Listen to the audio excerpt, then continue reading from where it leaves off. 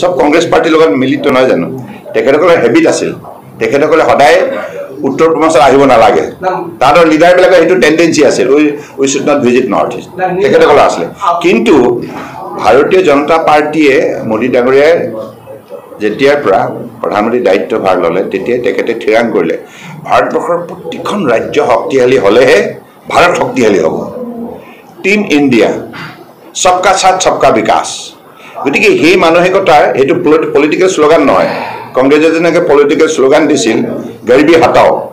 Political slogan আছিল কিন্তু সেই শ্লোগানটো টু আৰ্টিকুলেট ইনটু একশ্যন তেখেতসকলৰ কোনো ৰোড মেপ আছিল প্লেনিং নাছিল পলিচ নাছিল কিন্তু মাননীয় প্ৰধানমন্ত্ৰী ডাঙৰীয়াই আজি সবকা সাথ সবকা বিকাশ এইটো তেখেতে প্ৰতিখন আঁচনি ৰূপায়ণৰ ক্ষেত্ৰত আখৰে আখৰে পালন কৰিছে তাত কোনো ডিছক্ৰিমিনেশ্যন হোৱা নাই আমি সকলোৱে বৰাক ব্ৰহ্মপুত্ৰ পাহাৰ ভৈয়ামৰ আমি একেলগে আছোঁ একেলগে থাকিম বেলেগ কথা নাই ইয়াত বেলেগ শব্দ নানিবই আপোনালোকে আমাৰ সমন্বয় যোগেদি আমি শক্তিশালী হ'ম আমি সকলোৱে মিলিব লাগিব একেলগে থাকিব লাগিব আৰু একেলগে থাকিম তেখেতসকলে সদায় সমাজক ডিভাইড এণ্ড ৰুল ডিছক্ৰিমিনেটৰী পলিচি যোগেদি গোটেই তেখেতসকলৰ 60 বছৰ কাৰ্যকালত গোটেই ভাৰতবৰ্ষক দুৰ্বল কৰি ৰাখিলে উত্তৰ পূৰ্বাঞ্চলক অৱজ্ঞা কৰিলে আজকে যাতায়াত ব্যৱস্থা ভালো হলো হয়নে তাৰ জন্যে বৰাকেৰ উন্নতি হৈ আছে আসামেৰ উন্নতি হৈছে সবাইৰ উন্নতি হৈছে আজি ভাৰতবৰ্ষক তেখেতে দক্ষতাৰে দৃঢ়তাৰে সততাৰে আগুৱাই নিয়াৰ বাবে আজি আমি সকলোৱে এইখন ভাৰতবৰ্ষৰ নাগৰিক যিখন ভাৰতবৰ্ষ আজি পৃথিৱীৰ বুকুত পঞ্চম সৰ্ববৃহৎ অৰ্থনীতি হিচাপে স্বীকৃতি দিবলৈ সক্ষম হৈছে গতিকে এই যাত্ৰাত আজি ভাৰতবৰ্ষৰ প্ৰতিখন ৰাজ্যই আন্তৰিকতাৰে অংশগ্ৰহণ কৰিছে অন্যান্য ৰাজ্যৰ লগতে অসমেও বৰাক ব্ৰহ্মপুত্ৰ পাহাৰ ভৈয়াম আমাৰ যিটো সম্পদশালী শক্তি সম্পদ সম্ভাৱনাৰে আজি পৰিপূৰ্ণ এইখন অসম গতিকে এইখন অসমৰ 3.40 লক্ষ লোকক আস্থা আৰু বিশ্বাসত লৈ আগন্তুক দিনত আমিও বিচাৰোঁ যে ভাৰতবৰ্ষৰ বুকুত অন্যতম শক্তিশালী ৰাজ্য হিচাপে নিজক প্ৰতিষ্ঠা কৰা গতিকে তাৰ বাবে যিখিনি প্ৰস্তুতিৰ প্ৰয়োজন ইতিমধ্যে প্ৰস্তুতি যথেষ্টখিনি সম্পূৰ্ণ হৈছে কাৰণ ইয়াৰ বাবে যিখিনি যাতায়াত আৰু যোগাযোগৰ আন্তঃগাঁথনি আৰু বিভিন্ন কাৰিকৰী অনুষ্ঠান প্ৰতিষ্ঠান শিক্ষানুষ্ঠান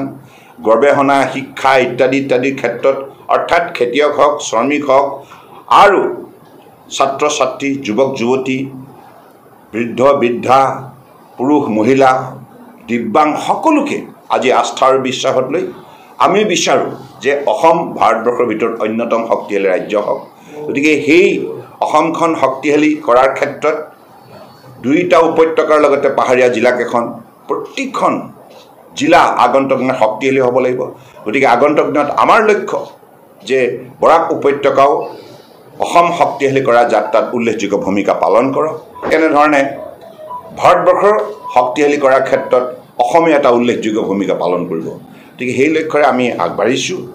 গতিকে তেনেধৰণে নিৰন্তৰ 10 বছৰে এই ক্ষেত্ৰত প্ৰত্যেকগৰাকী কেন্দ্ৰীয় মন্ত্ৰীক এই দায়িত্ব দিয়াৰ ফলত আজি উত্তৰ পূৰ্বাঞ্চলৰ মানুহে সাক্ষাৎকাৰ বিচাৰি দিল্লীলৈ যাব নোৱাৰে ৰাজধানী দিল্লীৰ পৰা উত্তৰ পূৰ্বাঞ্চললৈ শিফ্ট কৰি দিয়া হ'ল কামে কাজে আৰু তেখেতে নিজেই 66 বাৰতকৈ অধিক সময় তেখেতে উত্তৰ পূৰ্বাঞ্চল ভাবি he is the first only prime minister in the country in the last 75 years of independence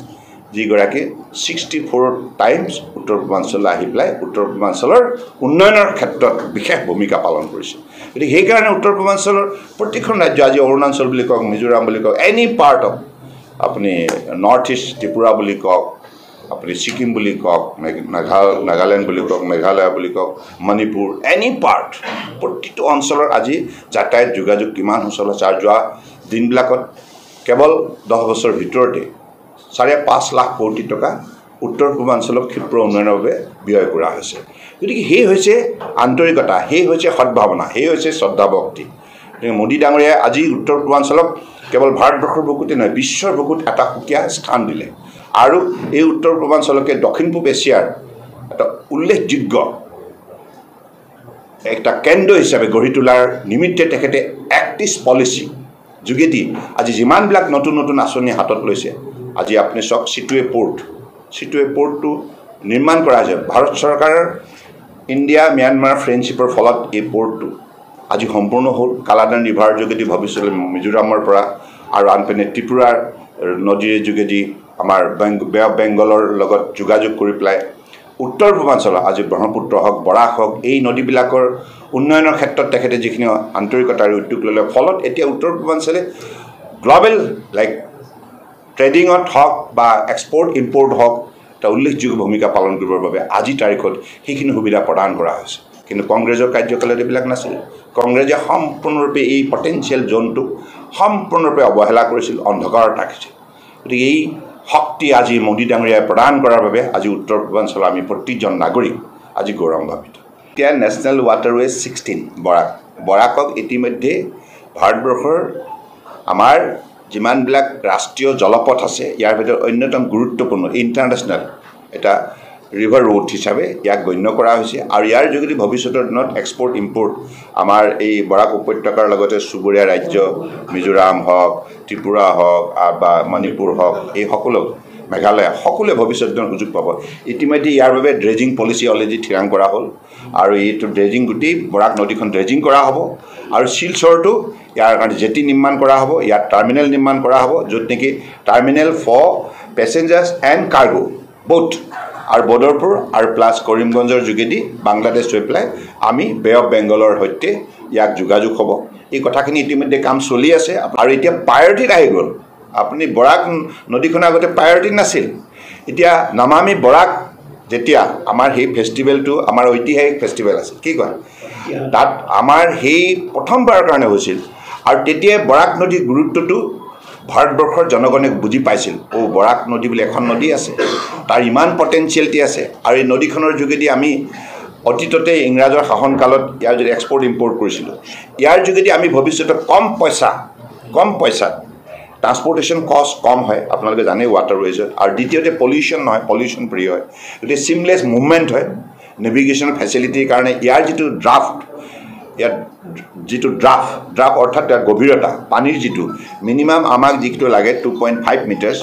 10,000 matric টনৰ এখন কাৰ্গো ভেছেল চলিবৰ কাৰণে এইখিনি ভৱিষ্যতে যাতে উপলব্ধ হয় তাৰ কাৰণে ভাৰত চৰকাৰে ইতিমধ্যে সকলোবিলাক কাম সম্পূৰ্ণ কৰিছে আপোনালোকে কম দিনৰ ভিতৰত দেখিব ইয়াৰ অগ্ৰগতি ইতিমধ্যে প্ৰথম পৰ্যায়ৰ ভোটদান প্ৰক্ৰিয়া সম্পূৰ্ণ হৈছে আৰু আমি দ্বিতীয় পৰ্যায়লৈ এতিয়া আগবাঢ়িছোঁ আৰু মাননীয় প্ৰধানমন্ত্ৰী নৰেন্দ্ৰ মোদী ডাঙৰীয়াৰ বলিষ্ঠ নেতৃত্বত সমগ্ৰ ভাৰতবৰ্ষতেই যোৱা 10 বছৰে যিটো বৈপ্লৱিক পৰিৱৰ্তন আহিল আৰু যি পৰিৱৰ্তনৰ বাবে মাননীয় প্ৰধানমন্ত্ৰী নৰেন্দ্ৰ মোদী ডাঙৰীয়াই সঠিক নীতি পৰিকল্পনা আৰু আঁচনি প্ৰৱৰ্তন কৰি আৰু ভাৰতবৰ্ষৰ 140 কোটি 84 লাখ লোকক আস্থাৰ বিশ্বাসত লৈ যেনেধৰণে যোৱা 10 বছৰে শাসনভাৰ সুযোগ্যভাৱে পৰিচালনা কৰিলে তাৰ ফলশ্ৰুতিত আজি ভাৰতবৰ্ষই দুপে উন্নতি দিশত আগুৱাই যাবলৈ সক্ষম হৈছে যি ভাৰতবৰ্ষৰ কংগ্ৰেছৰ কাৰ্যকালত সম্পূৰ্ণৰূপে দুৰ্বল ৰাষ্ট্ৰ বুলি পৃথিৱীৰ বুকুত সকলোৱে একেমুখে ক'বলৈ আৰম্ভ কৰিছিল সেইখন ভাৰতবৰ্ষক কম সময়ৰ ভিতৰতে শৃংখলাবদ্ধভাৱে ইয়াক সজাই পৰাই আৰু জনসাধাৰণৰ আস্থাৰ বিশ্বাসত লৈ সফলতাৰে যেনেধৰণে তেখেতে দেশ শাসন কৰিলে তাৰ ফলশ্ৰুতিত আজি ভাৰতবৰ্ষৰ বিশ্বৰ বুকুত পঞ্চম সৰ্ববৃহৎ অৰ্থনীতি ৰাষ্ট্ৰ হিচাপে স্বীকৃতি বুটলিবলৈ সক্ষম হ'ল মাননীয় প্ৰধানমন্ত্ৰী ডাঙৰীয়া বিশ্ব মঞ্চত য'লৈকে গৈছে America Europe any part of the world সকলো ঠাইতে তেখেতে প্ৰশংসা বুটলিবলৈ সক্ষম হৈছে আৰু সেই ৰাষ্ট্ৰৰ জনতায়ো তেখেতক লৈ অত্যন্ত আগ্ৰহ প্ৰকাশ কৰিছে গতিকে ভাৰতবৰ্ষৰ এতিয়া বিশ্বৰ মঞ্চত সন্মান বৃদ্ধি কৰাৰ ক্ষেত্ৰত বিশ্বৰ বুকুত ভাৰতবৰ্ষৰ সুকীয়া পৰিচয় দাঙি ধৰাৰ ক্ষেত্ৰত মোদী ডাঙৰীয়াই যেনেধৰণে সফলতা অৰ্জন কৰিছে তাৰ ফলত প্ৰতিগৰাকী ভাৰতীয় আজি গৌৰৱান্বিত পূৰ্বতে এই সন্মান কোনো প্ৰধানমন্ত্ৰী কাৰ্যকালত সম্ভৱ নাছিল গতিকে সেইবাবে এতিয়া মাননীয় প্ৰধানমন্ত্ৰী ডাঙৰীয়াই থিৰাং কৰিছে যে আগন্তুক 5 বছৰৰ ভিতৰত ভাৰতবৰ্ষক বিশ্বৰ 3খন শ্ৰেষ্ঠ উন্নত অৰ্থনীতিৰ ভিতৰত অন্যতম হিচাপে গঢ় দিয়াৰ যিটো লক্ষ্য স্থিৰ কৰিছে সেই লক্ষ্যত উপনীত হ'ব লাগিব সেইকাৰণে 2024 লোকসভা নিৰ্বাচন অত্যন্ত গুৰুত্বপূৰ্ণ দেশবাসীৰ বাবে গতিকে সেইখন ৰাষ্ট্ৰ নিৰ্মাণ প্ৰক্ৰিয়াত ভাৰতবৰ্ষৰ জনগণৰ ভাৰতীয় জনতা পাৰ্টি NDA আমাৰ যিসকল মিত্ৰদল আমি সকলোৱে জনগণৰ সঁহাৰি বিচাৰিছোঁ আৰু এই সঁহাৰি নিশ্চিতভাৱে জনসাধাৰণে আগন্তুক দিনবিলাকৰ বাবে আৰু উঠি অহা প্ৰজন্ম বৰ্তমান যিসকল ছাত্ৰ ছাত্ৰী তেখেতসকলৰ বাবেও আজি যুৱ শক্তিৰ বাবেও এটা সুন্দৰ ভৱিষ্যতৰ এটা যিটো লক্ষ্য স্থিৰ কৰা হৈছে 2047 ভিতৰত যেতিয়া ভাৰতবৰ্ষৰ স্বাধীনতা লাভ কৰা 100 বছৰ সম্পূৰ্ণ হ'ব সেই 100 বছৰ হোৱাৰ মুহূৰ্তত ভাৰতবৰ্ষ এখন শক্তিশালী উন্নত ৰাষ্ট্ৰ হিচাপে প্ৰতিষ্ঠা লাভ কৰিব আত্মনিৰ্ভৰ ভাৰত হ'ব আপোনালোকে চাওক আজি বৰাক উপত্যকা বৰগছ ৰেলৱে লাইনো হ'ল আৰু 16খনকৈ ইয়াত ট্ৰেইন যায় যিখন ট্ৰেইনৰ যোগেদি ভাৰত উপত্যকাৰ পৰা ভাৰতবৰ্ষৰ যিকোনো প্ৰান্তলৈ আজি এই উপত্যকাৰ পৰা লোকে যাতায়াত কৰিব পাৰে গতিকে যাতায়াতৰ যোগাযোগ যেতিয়া সুচল হয় তেতিয়া স্বাভাৱিকতে সমাজৰ সকলো শ্ৰেণীৰ ৰাইজে শক্তি পায় সবলীকৰণ হয় আত্মবিশ্বাসেৰে তেখেতসকলে নিজৰ জীৱনটো সুন্দৰভাৱে সজাই তোলাৰ বাবে আগবাঢ়িব পাৰে 2016 চনত তেতিয়াৰ পৰাই বৰাক উপত্যকাৰ আমি কংগ্ৰেছে যিমান অৱহেলা কৰিছিল এই উপত্যকাটোতো এনেকুৱা এটা অৱস্থা ৰাখিছিল কংগ্ৰেছে যে ই ভৱিষ্যতৰ মানুহবিলাকৰ মনত এটা নিৰাশা আহি গৈছিল যে আমাৰ ভৱিষ্যত ক'ত কিন্তু যেতিয়া আমি প্ৰায় 4,500 কোটি টকা ব্যয় কৰি পেলাই আৰু আপোনালোকে জানে আমি প্ৰথম যিটো ডিফিকাল্টি আমি বৰাক উপত্যকাত চিনাক্ত কৰিছিলোঁ সেইটো আছিল ৰাস্তা পদূলিয়াৰ দলং সেইবাবে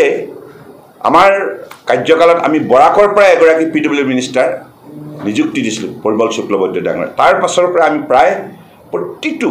গাঁৱত প্ৰতিখন গাঁৱত যাতে ৰাস্তা পদূলি দলং হ'ব পাৰে তাৰ কাৰণে আমি প্ৰায় 4,500 কোটি টকা ইয়াত ব্যয় কৰিছিলোঁ জানে বৰ্তমান মুখ্যমন্ত্ৰী ডাঙৰীয়াও বৰাকক লৈ পেলাই যথেষ্টখিনি তেখেতে গুৰুত্ব প্ৰদান কৰিছে ধাৰাবাহিকভাৱে এইটো 2016 পৰা 2024 আজিকো পৰ্যন্ত বৰাকৰ উন্নয়নৰ বাবে সকলো ধৰণৰ সহযোগিতা আগবঢ়াই থকা হৈছে আৰু কেন্দ্ৰীয় চৰকাৰৰ তৰফৰ পৰা ভাৰতমালাৰ পৰা আৰম্ভ কৰি আসামমালা সকলো আঁচনিৰ ফলত আৰু 5,000 কোটি টকা কাম ইতিমধ্যে বৰাকত আৰম্ভ হৈছে গতিকে আগন্তুক দিনত এই বৰাক উপত্যকাই নিশ্চিতভাৱে অসমক শক্তিশালী কৰাৰ ক্ষেত্ৰত এটা উল্লেখযোগ্য ভূমিকা পালন কৰিব আৰু সামগ্ৰিকভাৱে ভাৰতবৰ্ষক আত্মনিৰ্ভৰ কৰাৰ ক্ষেত্ৰত নিশ্চিতভাৱে ইয়াৰ ভূমিকা নিশ্চিতভাৱে অত্যন্ত প্ৰশংসনীয় হ'ব হয়তো কৈ আছোঁ 12+, I stick to that particular figure 12+.